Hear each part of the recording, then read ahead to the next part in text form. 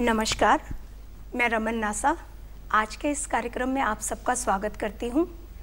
आज के कार्यक्रम का हमारा विषय है लघु उद्योग नए आयाम। इस विषय पे हम सबसे बातचीत करने के लिए हमारे समक्ष उपस्थित हैं शुभादेश मित्तल जी। सर नमस्कार। नमस्कार जी। ये हमारे हरियाणा स्टेट के वाइस प्रेसिडेंट हैं और इसके साथ हमारे साथ हैं राजेश शर्मा जी जो कि रिपोर्टर हैं और अंबाला सिटी में ये वर्क करते हैं, और हमारे साथ उपस्थित हैं रवि गोयल जी। सर आप तीनों का यहाँ आने के लिए बहुत बहुत शुक्रिया। रवि गोयल जी के लिए मैं कहना चाहती हूँ कि ये एग्जीक्यूटिव मेंबर हैं इसी लघु उद्योग भारती के अंदर और बहुत ही एक्टिवली काम कर रहे हैं।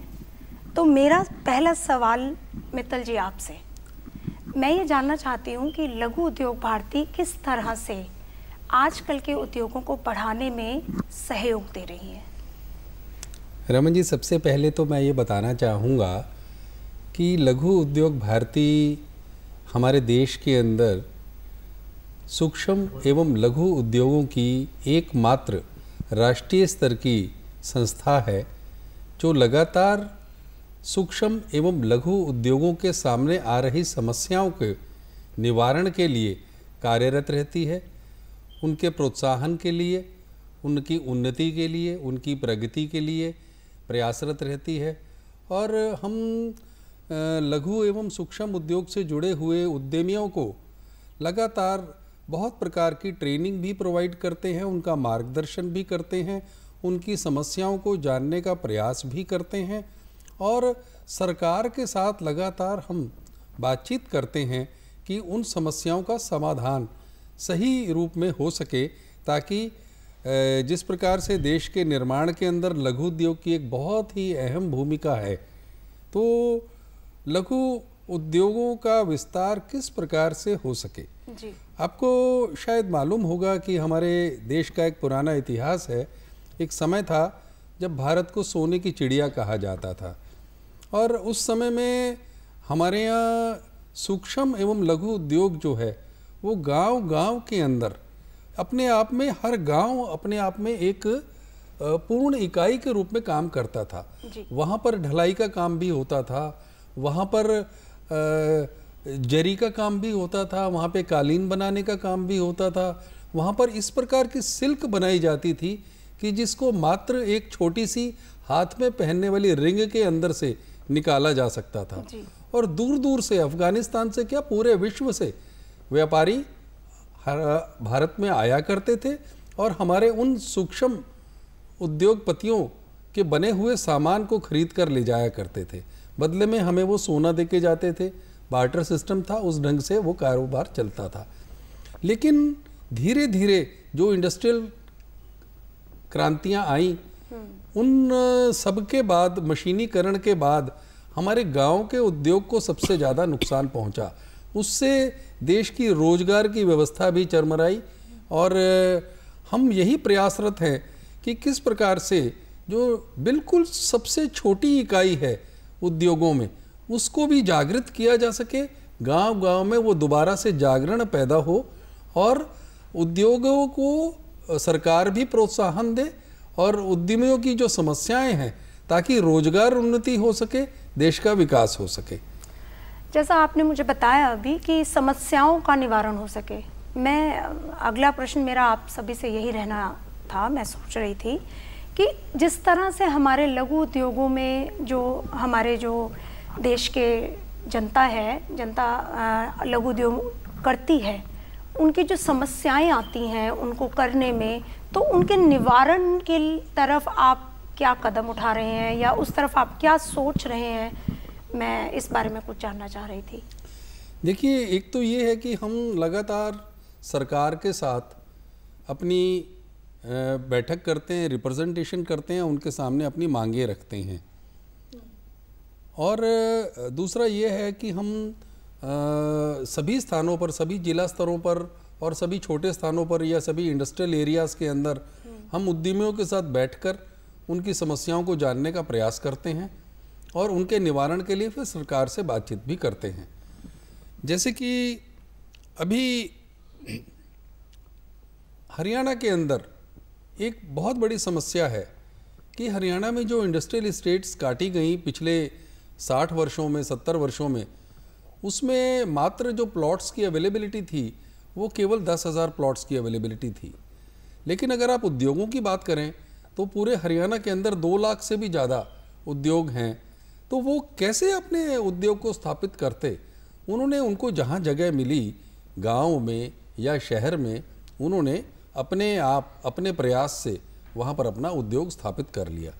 लेकिन बाद में जो कंट्रोल एक्ट आया है, लैंड कंट्रोल एक्ट आया, उसके बाद हुआ क्या कि बहुत सारी फैक्ट्रीज़ हमारी नॉन कन्फर्मिंग एरियाज़ कहलाई गईं और उनको बहुत प्रकार की सरकारी सुविधाएं नहीं मिल पाईं।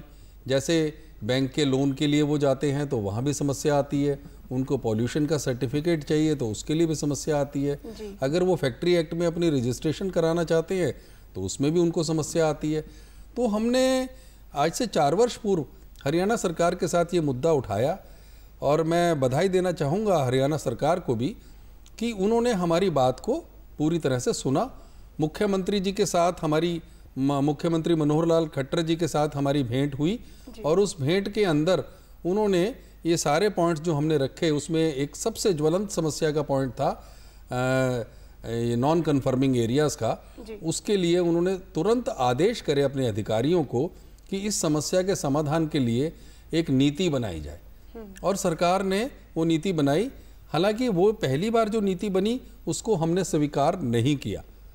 दोबारा से फिर अधिकारियों को आदेश दिए गए कि उस नीति को और फ्रेंडली बनाया जाए, उद्योगों के फ्रेंडली बनाया जाए, ताकि नॉन कन्फर्मिंग एरियाज़ में जो फैक्ट्रियां लग चुकी हैं वो वहाँ से उठाई नहीं जा सकती, वो वहीं रहेंगी। तो उनको किस तरह से कन्फर्मिंग एरिया के फैक्ट्री के सुविधाएं उपलब्ध हो सकें, उसके लिए हमने प्रयास किया। ये मैंने एक समस्या के बारे में बताया। इसी प्रकार और बहुत सारी समस्याएं हैं, जैसे पॉल्यूशन को लेके है। अभी पॉल्यूशन के अंदर 3 कैटेगरीज थी, ग्रीन कैटेगरी थी, ऑरेंज कैटेगरी थी, रेड कैटेगरी थी।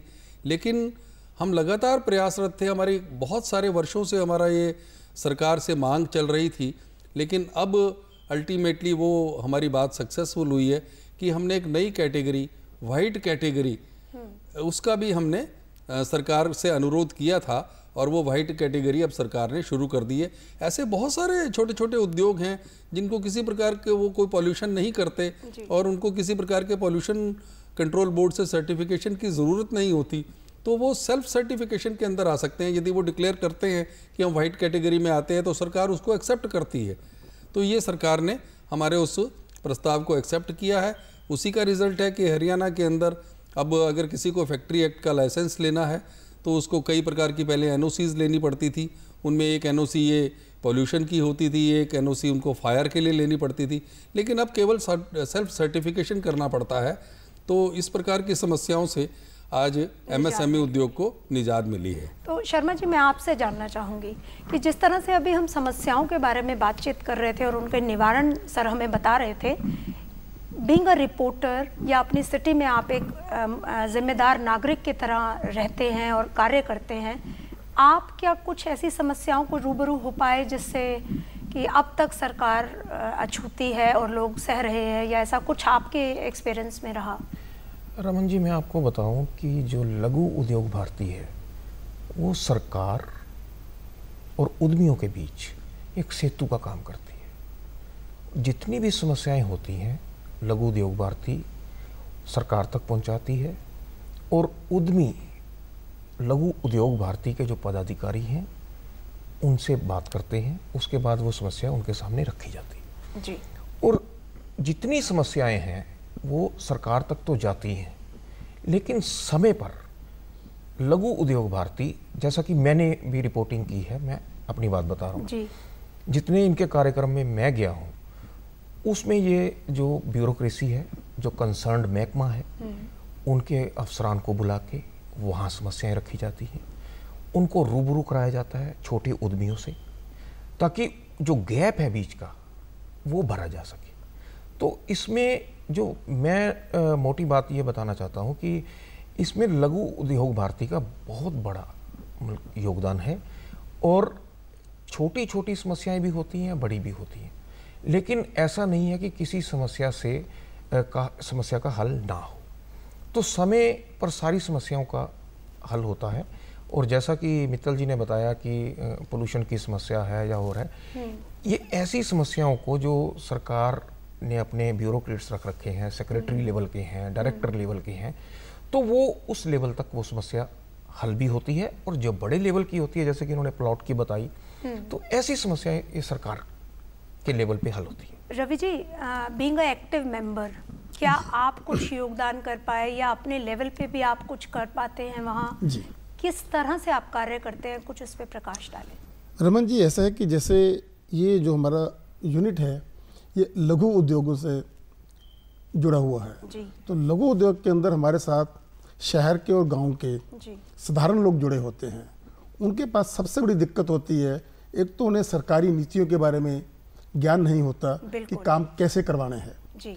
दूसरी बड़ी समस्या है, आज का जो युग है वो है टेक्नोलॉजी का युग। नई टेक्नोलॉजी डेली आ रही है। तो हमारी जो कोशिश होती है अपने यूनिट के अंदर, हम सभी उद्यमियों को इकट्ठा करते हैं, मीटिंग्स करते हैं, उनको सरकारी अफसरों के साथ मिलवाते हैं, वहाँ पर उनको सरकारी नीतियों के बारे में और जो भी प्लानिंग्स हैं, पॉलिसीज़ हैं, कैसे लाइसेंसेज लेने हैं, कैसे अपनी इंडस्ट्रीज़ को मेंटेन करना है, उनको वो नॉलेज हम करवाते हैं।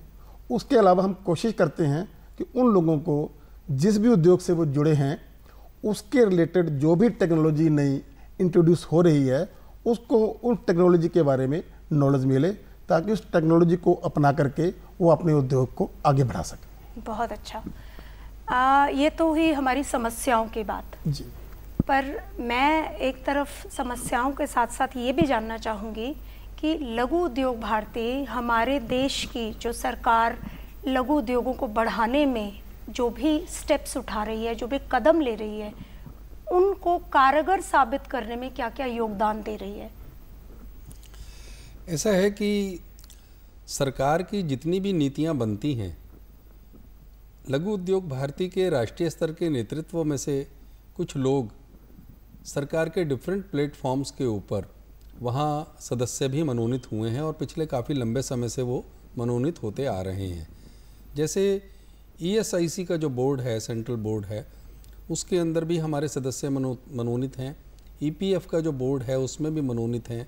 सरकार की मिनिस्ट्री ऑफ फाइनेंस से कंसर्न्ड जो मिनिस्ट्री है उसके अंदर भी हमारे सदस्य मनोनीत हैं। तो अभी रिसेंटली हम काफ़ी लंबे समय से मांग कर रहे थे कि जो ESIC एम्प्लॉयज़ स्टेट इंश्योरेंस जो होती है उसके अंदर जो कंट्रीब्यूशन है वो उद्योगपति की भी और कर्मचारी की भी बहुत ज़्यादा है जी। आपने देखा होगा कि आज से 30 साल पहले इंश्योरेंस की जो पॉलिसीज़ थी उस पॉलिसी के अंदर हमें 5,000 रुपये में 10 लाख रुपए की इंश्योरेंस ज़्यादा से ज़्यादा मिलती थी और आज 5,000 रुपये के अंदर 1 करोड़ रुपए की इंश्योरेंस मिल जाती है। तो इसी प्रकार से नंबर ऑफ़ एम्प्लॉयज़ जिस प्रकार से बढ़े हैं, ये 1950 में ESIC का काम स्टार्ट हुआ था, तो हमारी सरकार से लगातार ये मांग रही कि ये जो कंट्रीब्यूशन बाय एम्प्लॉयर और कंट्रीब्यूशन बाय वर्कर, इसको रिड्यूस किया जाए। तो सरकार ने रिसेंटली हमारी बात को स्वीकार किया, ESIC बोर्ड ने स्वीकार किया और इसका यूनियन कैबिनेट ने भी स्वीकार किया और इसका नोटिफिकेशन भी जारी हो चुका है। मुझे लगता है बहुत जल्दी ही वो इम्प्लीमेंट हो जाएगा। पहले 4.75% of the basic salary of the worker employer को कंट्रीब्यूट करना पड़ता था और 1.75% वर्कर को स्वयं कंट्रीब्यूट करना पड़ता था ESIC के लिए। लेकिन अब यह राशि कम करके एम्प्लॉयर के लिए 4% और वर्कर के लिए 1% कर दी गई है। तो ये तो ESIC के विषय में हमारी कंट्रीब्यूशन की बात रही जी। इसी प्रकार एक बहुत बड़ा जो डर था उद्योगपति के मन में, विभिन्न कानूनों के माध्यम से बहुत जगह ये प्रोविज़न्स की गई कि यदि किसी छोटे उद्योगपति ने भी जो छोटा सा उद्योग चलाता है उसने एक कंप्लायंस नहीं की कोई, या कहीं कंप्लायंस में थोड़ी बहुत छोटी मोटी भी गलती हो गई, तो सीधा उसके ऊपर जो केस बनता था वो 304 का बन जाता था। कोई फायर का छोटा इंसिडेंट हो गया, कोई लेबर के किसी वर्कर के साथ कोई हादसा हो गया, जो कि वो उद्योगपति ने नहीं किया, परंतु जब कार्य करते हैं तो इस प्रकार के इंसिडेंट्स हो जाते हैं। तो हमने सरकार के सामने ये बात भी रखी, तो सरकार ने हमारी उस बात को भी एक्सेप्ट किया और उसको जो वो धारा लगती है 304 की, उसकी जगह उसको 304A में परिवर्तित किया जी। तो यह भी एक रिलीफ है बिल्कुल बिल्कुल उद्योगों के लिए। देश के निर्माण की जहाँ तक बात है, हमारे को जो हमारी जो छोटी उद्योग है हरियाणा का जो है, चाहे वो देश का है, उसके सामने जो सबसे बड़ी समस्या है वो समस्या है चाइना से।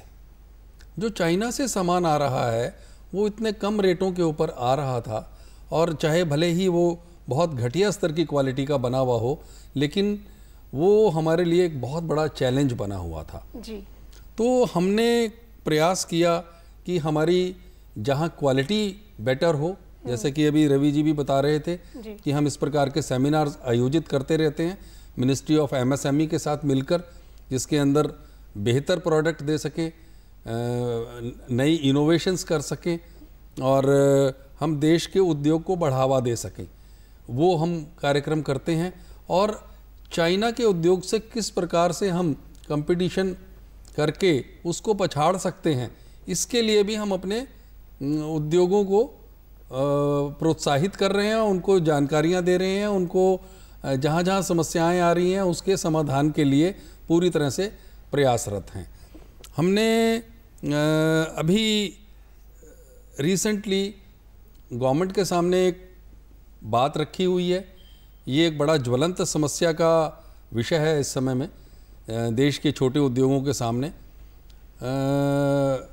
बहुत सारे जो मल्टीनेशनल कंपनीज हैं उन लोगों ने सरकार के ऊपर दबाव बना रखा है कि जो डेफिनेशन ऑफ MSME है, micro and small and medium enterprises, उस डेफिनेशन को investment in plant and machinery के स्थान पर उसको टर्नओवर बेस्ड कर दिया जाए। पहले ये लंबे समय से चलता आ रहा है कि कौन माइक्रो होगा, कौन स्मॉल होगा और कौन मीडियम होगा। इसके लिए financial investment in plant and machinery निर्धारित है और 25 लाख तक के इन्वेस्टमेंट वाले प्लांट एंड मशीनरी के उद्योगों को माइक्रो में गिना जाता था, 2 करोड़ तक के स्मॉल में गिना जाता था और उससे ऊपर 25 करोड़ रुपए तक का मीडियम एंटरप्राइजेस में गिना जाता था। अब वो उसको बदल के और उनकी डिमांड लगातार रही कि इसको टर्नओवर बेस्ड कर दिया जाए। टर्नओवर बेस्ड करने पर कोई भी व्यक्ति चाइना से सामान मंगाएगा और बेच देगा और वो टर्नओवर के बेस के ऊपर MSME के सारे बेनिफिट्स ले लेगा। तो हमने सरकार के ऊपर दबाव बनाया और पिछले वर्ष इसके ऊपर पार्लियामेंट के अंदर प्रस्ताव भी प्रस्तुत हो गया था, परंतु हमारे दबाव लगातार बनाने के कारण से वो प्रस्ताव रुका। और मैं समझता हूँ ये छोटे एवं मध्यम जो उद्योग हैं, MSME सेक्टर जो है, उसके हित में होगा कि जो ये पुरानी सी व्यवस्था थी, जो investment in plant and machinery के माध्यम से डेफिनेशन क्रिएट की जाती थी, वो कंटिन्यू रहेगी और हमें पूरा विश्वास है कि हम इसमें भी सक्षम होंगे और इससे देश का छोटा उद्योग जगत जो है निश्चित रूप से आगे बढ़ेगा। बहुत अच्छा। इसी संदर्भ में मैं आपसे रवि जी जानना चाह रही थी, जैसे कि आप भी एक एक्टिव मेंबर हैं लघु उद्योग भारती में जी। तो राष्ट्र निर्माण में आप क्या योगदान दे रहे हैं और किस तरह से इसको बढ़ावा दे रहे हैं? मैं समझता हूँ कि जो लघु उद्योग है उसका राष्ट्र निर्माण में बहुत बड़ा योगदान है। सबसे बड़ा योगदान तो रोजगार का पैदा होना है। जितना रोजगार लघु उद्योग से पैदा होता है उतना शायद कहीं और नहीं पैदा हो सकता। बिल्कुल। नए से नए प्रोडक्ट, नए से नई पीढ़ी, जो हम आज नई से नई चीज़ें आप देखते हैं, वो इनोवेशन है। वो इनोवेशन नौजवानों के मन में आ रही है। जैसा कि प्रधानमंत्री जी ने भी स्टार्टअप जैसे प्रोग्राम शुरू किए हैं। उद्योग से एक नई चीज़ बनती है, उद्योग से क्रिएशन होती है, उसी क्रिएशन से देश का निर्माण होता है। जो छोटे उद्योग हैं वो नई से नई क्रिएशन के साथ ही देश के निर्माण के अंदर बहुत बड़ा योगदान दे रहे हैं, ऐसा मेरा मानना है। बहुत सुंदर शब्दों में आपने अपनी बात को रखा जी। इसी सवाल को मैं आगे बढ़ाते हुए आपके विचार भी जानना चाहूँगी। शर्मा जी, कुछ प्रकाश डालें। रमन जी, मैं आपको बताऊं कि छोटे उद्योग हैं जो, ये जैसा रवि जी ने कहा कि एम्प्लॉयमेंट के लिए बहुत बड़ा साधन है जी। ऐसा नहीं है कि इनकी हर समस्या का निवारण होता है। छोटी छोटी समस्याएं भी रह जाती हैं, बड़ी समस्या तो रह ही जाती है। तो जब तक इनको डायरेक्टली बल्कि सरकार इनके साथ बैठ के, बीच में लघु उद्योग भारती के लोग भी बैठेंगे, जब तक इनका छोटी समस्याओं का निवारण ना हो तब तक लघु उद्योग आगे नहीं बढ़ सकता। और सबसे बड़ी मैं अपना जो मेरा विचार है, मैं तो यही कहूँगा कि सरकार को जैसे समय समय पर पहले भी इनको बढ़ावा देने के लिए अपनी नीतियाँ बनाती आ रही है, तो इसके लिए भी विशेष कार्यक्रम करके, विशेष प्रोग्राम करके लघु उद्योग को बढ़ाने में अपनी तरफ से वो पहल करें। मित्तल जी, मैं आपसे जानना चाह रही थी कि आज का लेटेस्ट सिनेरियो क्या है लघु उद्योगों का? लघु उद्योगों का भारत में फ्यूचर बहुत ब्राइट है। सरकार बहुत ज़्यादा प्रोत्साहन लघु उद्योगों को दे रही है, क्योंकि प्राइम मिनिस्टर ने इतनी सारी, नरेंद्र मोदी जी ने इतनी सारी योजनाएं लघु उद्योगों के लिए दे दी हैं कि उद्यमिता के माध्यम से रोजगार का सृजन किस प्रकार से बढ़ सकता है। प्राइम मिनिस्टर रोजगार योजना जो उद्यमियों के लिए प्रारंभ की है उन्होंने, तो वो अब मेरे को लगता है कि अब वो रिजल्ट्स दिखाने लगी। आने वाले समय में पूरे रिजल्ट्स होंगे। सरकार उसके बारे में बड़ी पॉजिटिव है। हमने लगातार डिमांड रखी थी कि एक सब्सिडी होती है CLCSS के नाम से, credit linked central subsidy scheme, वो बंद हो गई थी। लेकिन हमने दबाव बनाया सरकार के ऊपर, सरकार को समझाया कि ये किस प्रकार से उद्योगों का जो है बढ़ावा दे रही है और किस प्रकार से मेक इन इंडिया और स्टार्टअप इंडिया को बढ़ावा दिया जा सकता है। तो सरकार ने तुरंत हमारी मांग को स्वीकार किया और पिछले हफ्ते ही यूनियन कैबिनेट ने हमारी उस मांग को स्वीकार करते हुए CLCSS की सब्सिडी दोबारा से बहाल कर दी है। जी, तो देखा आपने किस तरह से लघु उद्योग भारती आम जनता तथा सरकार के बीच में एक पुल का कार्य कर रही है और हमारे देश के लघु उद्योगों को बढ़ाने में निरंतर प्रयासरत है। तो मैं बहुत बहुत शुक्रिया करना चाहूँगी आप तीनों का। आप तीनों अपने कीमती समय को लेकर हमारे यहाँ आए, अपने कामों को छोड़कर। आपका बहुत बहुत धन्यवाद। नमस्कार।